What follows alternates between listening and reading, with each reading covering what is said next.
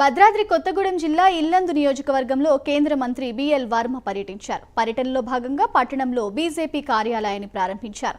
ప్రధాని మోదీ నేతృత్వంలో భారత్ అభివృద్ధిని దిశగా పరుగులు పెడుతుందని ఆయన అన్నారు.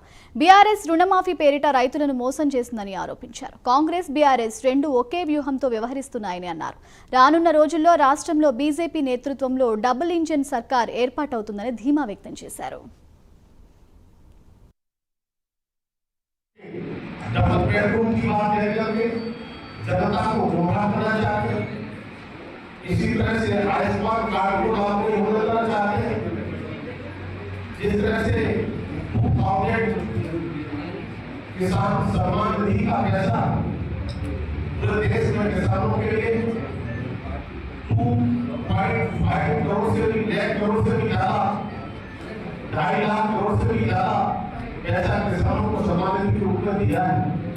लेकिन यहाँ की तेलंगाना की सरकार, केसीआर की सरकार किसान विरोधी होने के कारण से किसानों को पैसा भी नहीं देना चाहती।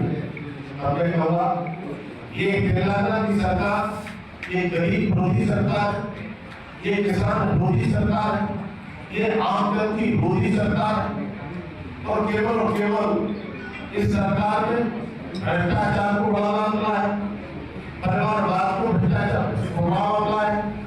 तब मैं कहूँगा कि आज तेलंगाना की जनता हमारे प्रधानमंत्री मोदी के नेतृत्व मोदी के साथ खड़ी है और तेलंगाना की जनता चाहती है यहाँ भी तेलंगाना में बीजेपी की सरकार बने तब डबल